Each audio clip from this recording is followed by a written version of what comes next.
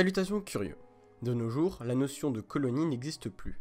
Depuis l'indépendance de la dernière colonie, le Timor oriental, en 2002, cette notion ne se retrouve plus dans le débat public. Cependant, en Amérique, on retrouve un territoire au statut particulier. Aujourd'hui, nous parlerons de la situation pour le moins atypique du Porto Rico. Tout d'abord, remontons légèrement dans le temps. En juillet 1898, les États-Unis envahissent le territoire de Porto Rico lors de la guerre hispano-américaine. Le territoire est finalement obtenu par les États-Unis en décembre 1898 suite au traité de Paris. Les États-Unis obtiennent ainsi les dernières possessions espagnoles en Amérique, Cuba, les Philippines et Porto Rico. Ce n'est qu'en 1917 que les portoricains obtiennent la citoyenneté américaine, suite au vote de la loi Jones.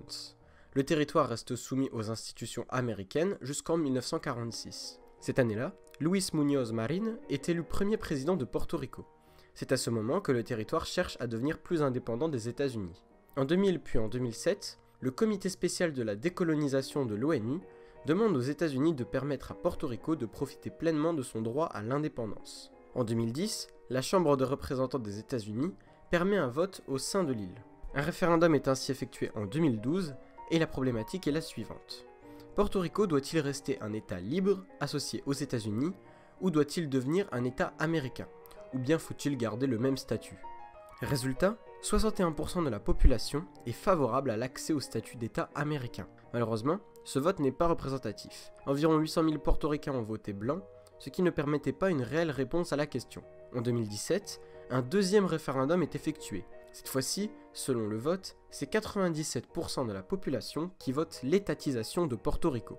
Encore une fois, le taux de participation est très faible. Seulement 23% des votants, suite, encore une fois, à un appel au boycott de la part de certains politiciens portoricains. Aujourd'hui, Porto Rico reste un État libre associé aux États-Unis.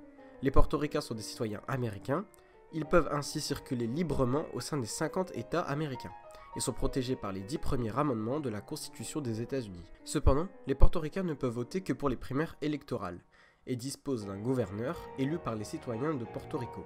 Aujourd'hui, les relations entre Porto Rico et les États-Unis sont assez complexes. Les deux pays sont divisés entre une indépendance totale, un maintien du statu quo ou bien une étatisation du territoire.